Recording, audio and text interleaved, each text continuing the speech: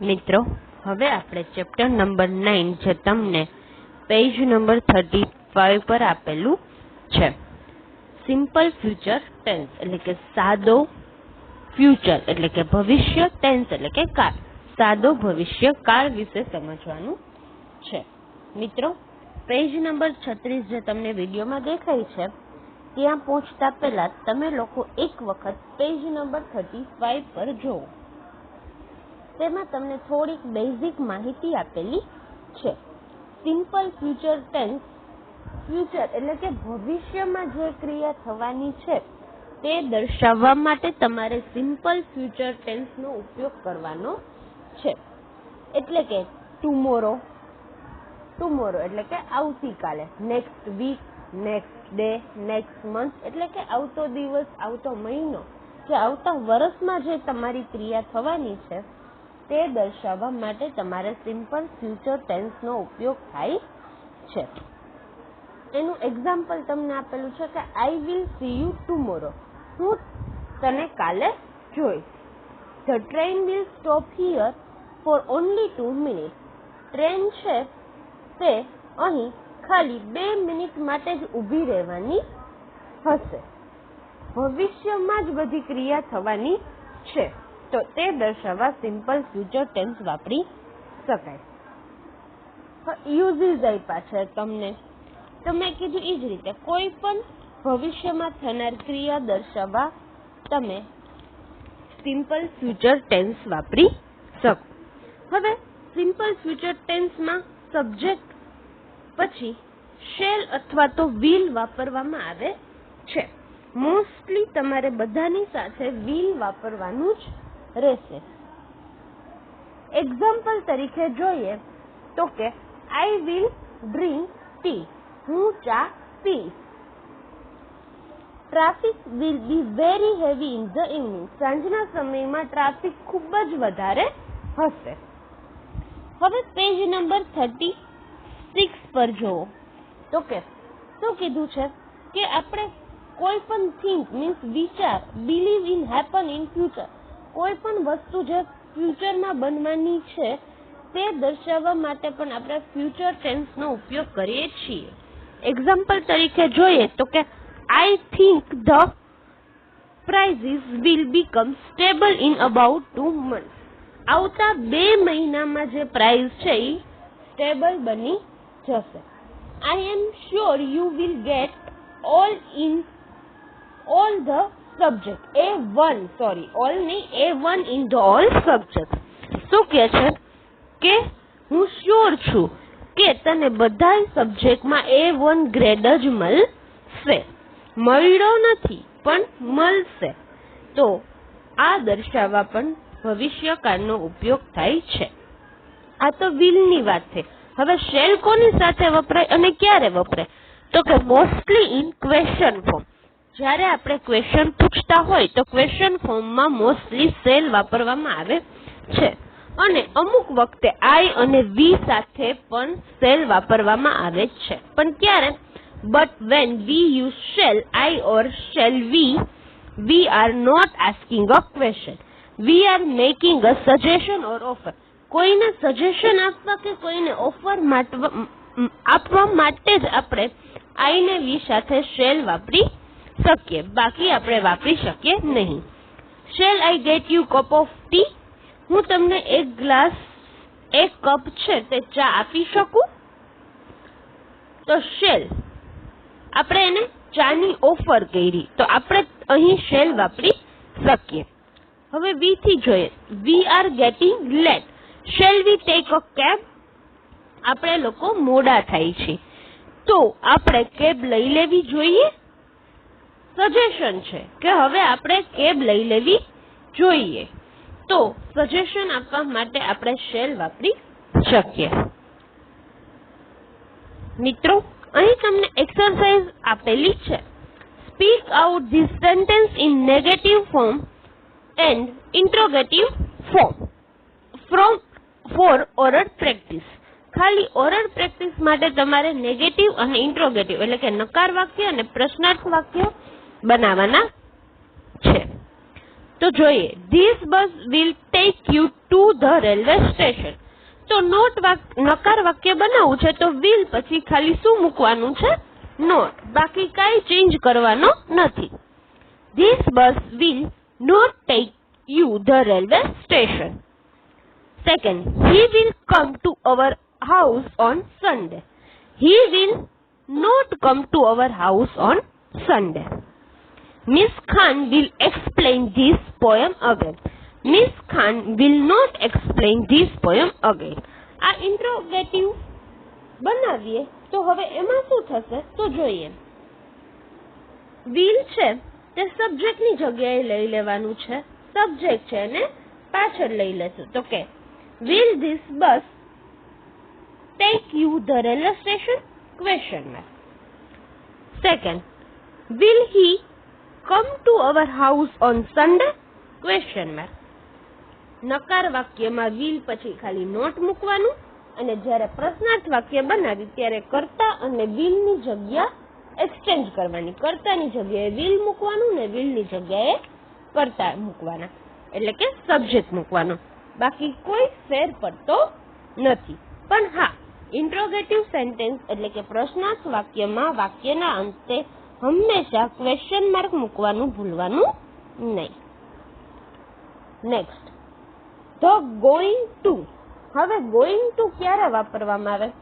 We are going to shift to a new house. અમે લોકો અમારા નવા ઘરે જવા શિફ્ટ થવાના છીએ. તો તમે જવાના છો પણ નવા ઘરે રહેવા જવાના છો. હજી ગયા નથી પણ તમે જાશો. તો આ અહીંયા ભવિષ્યકાળમાં તમારે ગોઈંગ ટુ નું રૂપ મૂકવાનું રહેશે. She has left everyone behind. She is going to win the race. બસ તે હવે રેસ જીતવા જ જઈ રહી છે. જીતી નથી લીધી પણ હવે જીતવા જઈ રહી છે. ખબર હોય તો રેસ હોય, 5 વ્યક્તિ હોય તો જે લાઈનની સૌથી નજીક જ આવી ગઈ હોય અને બસ લાઈન ક્રોસ કરવાને 2 સેકન્ડની વાર હોય તો આપણે શું કહી છીએ કે બસ તે હવે રેસ જીતવા જ જઈ રહી છે. તો નજીકનો ભવિષ્યકાળ છે અને કોઈ ક્રિયા થતી હોય તો તે દર્શાવવા આપણે ગોઈંગ ટુ મૂકી શકીએ. The going to form is use to show intention or to show there are indication something is going to happen. Going to ક્યારે વપરાય તો કે આપણે તે ઇન્ડિકેટ કરવું હોય શું કે કંઈક બનવા જઈ રહ્યું છે, કોઈક વસ્તુ બનવા જઈ રહી છે. મેં કીધું કે રેસ તે જીતવા જઈ રહી જ છે. નજીકનો ભવિષ્યકાળ છે કે તે ઘટના બનવા જઈ જ રહી છે. તો તે દર્શાવવા અથવા તો કોઈનું ઇન્ટેન્શન દર્શાવવા આપણે ભવિષ્યકાળ વાપરી શકીએ. એક્ઝામ્પલ આપેલા છે સૌથી લાસ્ટમાં, તે પણ આપણે એક વખત જોઈ લઈએ. We are going to play friendly hockey match.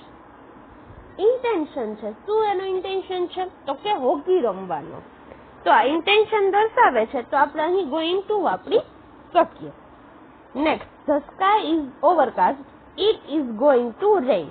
હવે ઇન્ડિકેશન બતાવેલું છે આપણે અહીં કે ઘટના હવે બનવા જઈ રહી છે. સ્કાય એટલે આકાશ છે તે આખું કાળું ધંબળ થઈ ગયું છે. તો હવે વરસાદ આવવા જઈ રહ્યો છે, એટલે કે વરસાદ આવવાની હવે તૈયારી જ છે. નજીકનો ભવિષ્યકાળ છે કે હવે 5-10 મિનિટમાં વરસાદ પડશે જ. તો આ દર્શાવવા આપણે અહીં ગોઈંગ ટુ વાપરી શકીએ. નેક્સ્ટ, જો મિત્રો અહીં તમને પેજ નંબર 37 પર એક કોષ્ટક પણ આપેલું છે કે તમે ક્યારે will વાપરી શકો, ક્યારે shall I વાપરો, ક્યારે shall we વાપરી શકો અને ક્યારે તમે going to નું ફ્રોમ વાપરી શકો. તો જોઈએ, will ક્યારે વાપરી શકાય તો કે ફ્યુચર ઇવેન્ટ, કોઈ પણ ભવિષ્યમાં બનવાની ક્રિયા છે તે તમે તેની સાથે will વાપરી શકો. decide to something at the time of speaking. We decide to do something at the time of speaking. તમે જ્યારે બોલતા હોય ત્યારે કંઈક કરવા માંગતા હોય, કંઈક ડિસાઇડ થયું કરવા માંગતા હોય જે તમે ભવિષ્યમાં કરવાના છો તો એના માટે તમે will વાપરી શકો. To talk about what we think will happen. તમે શું વિચારો છો તે દર્શાવવા માટે અથવા શું બનવાનું છે તે દર્શાવવા માટે વિલ વાપરી શકો. શેલ આઈ ને શેલ વી ક્યારે વાપરી શકો? To make offer or suggestion. કોઈને તમે સજેશન આપો અથવા કોઈને તમે ઓફર કરો તો આ બે જ વસ્તુ માટે તમારે શેલ આઈ કે શેલ વી વાપરી શકો. તો ગોઈંગ ટુ ક્યારે વાપરી શકે? તો કે નિયર ફ્યુચર. જે એક્શન છે તે નજીકના ભવિષ્યમાં જ બનવાની છે તેના માટે તમે ગોઈંગ ટુ વાપરી શકો અથવા તો કોઈ ઇન્ટેન્શન દર્શાવવા કે ઇન્ડિકેશન દર્શાવવા વાપરી શકો. તો હવે આપણે બ્લેન્ક જોઈએ અને સમજીએ. First, I have finished my study. મેં મારું સ્ટડી પૂરું કરી લીધેલું છે. I blank take a job now. અને હવે અત્યારે મને જોબ મળવી જોઈએ. એટલે નજીકના ભવિષ્યમાં જ તમને ગેટ જોબ મળી જવાની છે.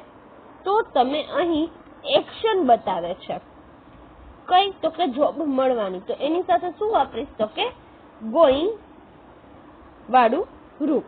તો કે I am going to take a job now. હું જોબ મેળવવા માટે જઈ રહી છું. Second, I am feeling short of money. અત્યારે મનીની બહુ શોર્ટેજ છે. મિત્રો, આ સેન્ટેન્સ તો સાચું જ છે ને? ખરેખર આ કોવિડની સિચ્યુએશનમાં બધા લોકોને મનીની શોર્ટેજ તો છે જ. તો I am feeling short of money. I think I blank take a job. મને એવું લાગે છે કે હવે મારે જોબ લેવી જોઈએ. તો આ સજેશન છે, તમારું સજેશન છે કે હવે મારે જોબ લઈ લેવી જોઈએ. તો સજેશન હોય ત્યારે તમે આઈ સાથે શું વાપરી શકો? તો કે શેલ. તો અહીં આપણે શેલ વાપરશું. Would you like tea or coffee? આ ઓફર છે કે તમે ચા લેશો કે કોફી લેશો? તો એના માટે આપણે ઓફર હોય તો એ શું વાપરવાનું હતું? તો કે શેલ. તો અહીં પણ આઈ સાથે શેલ વાપરશું. It has been raining heavily for a week. એક અઠવાડિયાથી ખૂબ જ હેવીલી રેઇન એટલે કે વરસાદ પડે છે. The river blank get flooded. હવે એક અઠવાડિયાથી વરસાદ પડતો હોય તો નદી છે એ હવે ફૂલ થવાની જ હોય ને. નદીમાં બહુ જ બધું પાણી આવી જાય તો હવે નદીમાં પૂર આવવાનું જ હોય, જે નજીકના ભવિષ્યમાં જ છે કે એકાદ દિવસમાં જ હવે પૂર આવશે. તો નજીકના ભવિષ્યની કોઈ ઘટના હોય તો આપણે તેની સાથે ગોઈંગ ટુ નું રૂપ મૂકી શકીએ. તો કે this river is going to get flooded. She has been playing in the rain the whole evening. તેની છે આખો દિવસ વરસાદમાં તે રમી છે. She blank catch a cold. હવે તેને શરદી થશે એવા ચાન્સ છે. તો તે સાદો ભવિષ્યકાળની ક્રિયા છે કે કદાચ થઈ શકે એને. તો કે she will catch a cold. તો સાદું સિમ્પલ છે તો આપણે અહીં વિલ વાપરશું. If she keep playing in the rain a little longer.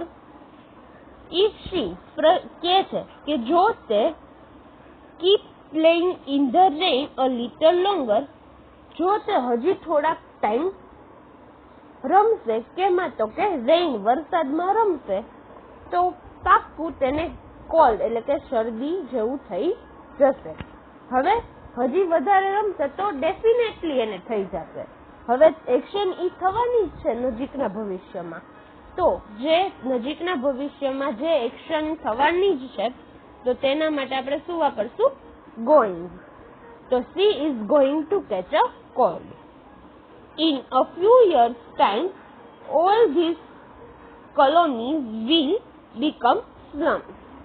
તો સિમ્પલ સેન્ટેન્સ છે તો આપણે એની સાથે શું વાપરશું? will. તો અહીં તમને 7 ખાલી જગ્યા સમજાઈ ગઈ હશે.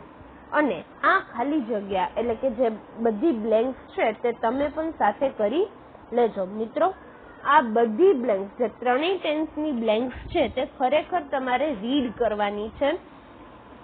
આ બ્લેન્ક્સ એવી છે કે જેનાથી તમને બધા ટેન્સ આવડી શકે, ટેન્સ વિશે તમે વાક્ય બનાવતા શીખી શકો અને ઉપરાંત અને મોસ્ટ ઇમ્પોર્ટન્ટ કે આ બ્લેન્ક્સ તમને એક્ઝામમાં પણ પૂછાઈ શકે. આની આ બ્લેન્ક્સ ના પણ આવે પણ નામ ચેન્જ કરીને અથવા તો ક્રિયા ચેન્જ કરીને તમને આ 3 ટેન્સની બ્લેન્ક્સ પણ પૂછી શકે. તો જો તમને આના કન્સેપ્ટ ક્લિયર હશે તો તમે તે બ્લેન્ક પૂરી શકશો. તો હજી એકવાર તમે બધી જ બ્લેન્ક ફરીથી રીડ કરી લેશો. અહીં આપણો ફ્યુચર ટેન્સ છે તે કમ્પ્લીટ થાય